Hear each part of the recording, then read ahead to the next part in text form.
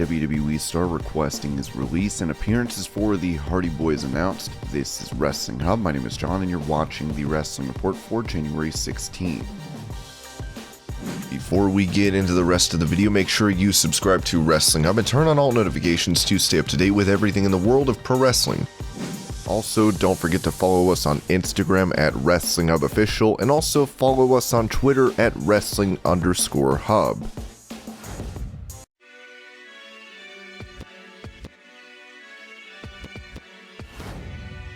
While many are disappointed with the WWE title reign of Big E after he lost the belt at Day 1, Kofi Kingston pointed out to Sportskeeda that despite the negative comments, Big E is his own biggest critic. I thought he did great. We are always the biggest critics of ourselves. We have always taken pride in holding ourselves to the highest standard. Myself, Woods, and E. To be honest, I was not surprised whatsoever to see some of the negative things that he had said about the way things went. Big E gave what he felt was an honest look at his time. Now he is the favorite to win the Royal Rumble, so we'll have to see if he can regain his title.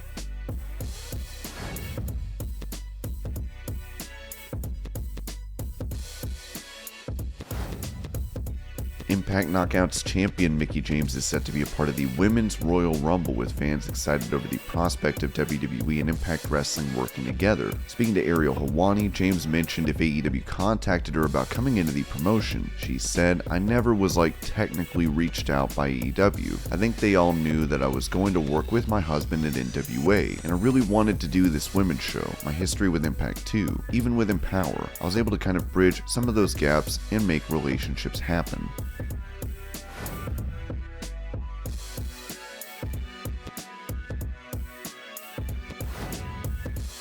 Despite being fan favorites, the Street Profits have not been seen on WWE programming since the 3rd. This has some wondering what their contract status looks like within the company, with it reported that considering their absence from Raw of late, we had questions from readers asking if their deals were coming up. However, Fightful confirmed with WWE sources that the two still have plenty of time left on their contracts, although the specific length was not mentioned. The Profits announced they would be a part of the Royal Rumble, so at the least we should see them again at the upcoming pay-per-view.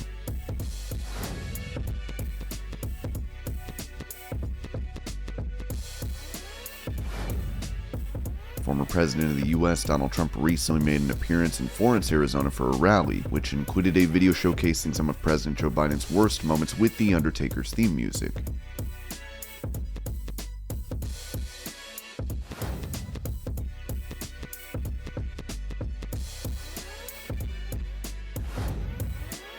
Today, Roman Reigns has officially become the longest reigning Universal Champion, unseating Brock Lesnar's previous record of 503 days with the title, as Roman has been champion for 504 days. Of course, Reigns looks set to defend that belt against Seth Rollins at the Royal Rumble, where reports seem to indicate that we could witness an upset at the pay-per-view.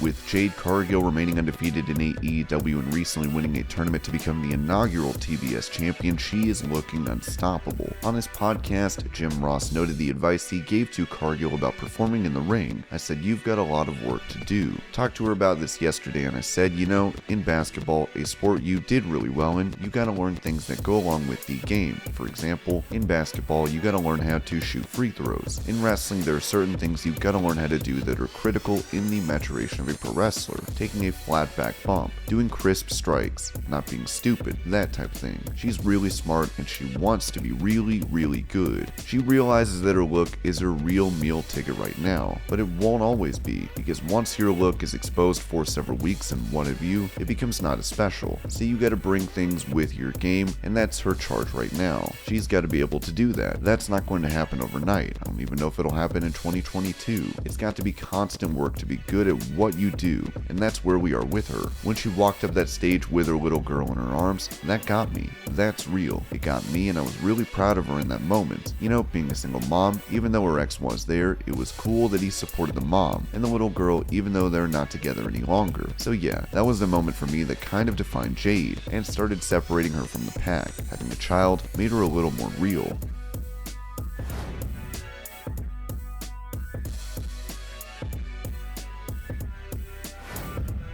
Given all the releases of top stars and high-profile backstage figures, Renee Paquette took to Busted Open Radio to ask the question of whether good times still exist in WWE. You know what really bums me out about that too? I've been gone from there for like coming up on a year and a half or something like that. There are definitely times when I'm like, man, I really miss everybody. I had a blast when I worked there. Oh my god. I got to do so many fun things with so many great people. And when I look back on that, you get that FOMO feeling of like I'm missing out on all those good times. But I don't think those good times exist anymore. I don't think that's what's happening there. And that also really is upsetting. It sucks that it's like that because wrestling should be the best job in the entire world. It should be the most fun. And that's when people flourish and do their absolute best. So to see that kind of going away and imagining people walking around on eggshells sucks a big one, as they say.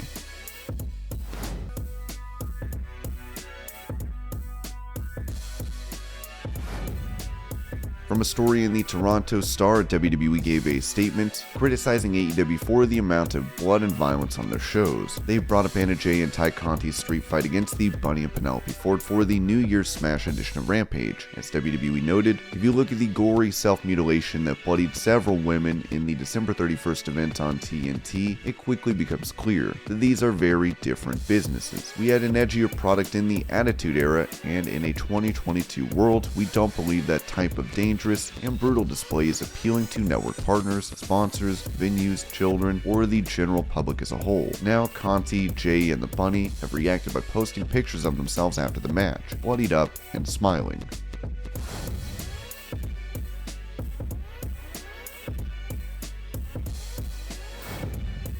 Following the shocking release of Jeff Hardy from WWE, Matt Hardy is taking to Twitter to announce appearances for the Hardy Boyz. They will be at Zombie Hideout in Springfield, Massachusetts on March 12th from 1 to 4 p.m. and will be in Lafayette, New Jersey the following day from 12 to 3 p.m.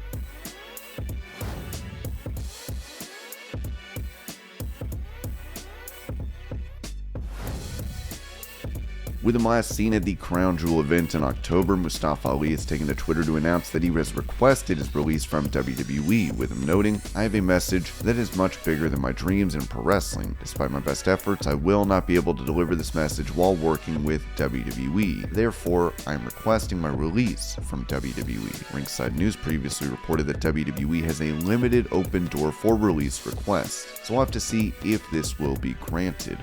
Fightful would note that Ali had requested one show off to be with his wife and newborn child, as WWE has not called him back to make another appearance since then. Fightful would further report that an argument between Ali and Vince McMahon took place. As Ali revealed weeks ago, there was a vignette filmed for Mustafa Ali New America gimmick that looked promising for the star. According to those in the know, initially the character was accepted, before those in power in WWE changed their mind. We're told that in its place there was a pitch from Vince McMahon for something Mustafa Ali would never have done, and it led to a heated argument between the two. Ali hasn't been around since.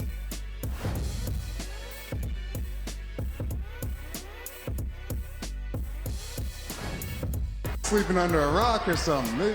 Sleeping under a rock or something.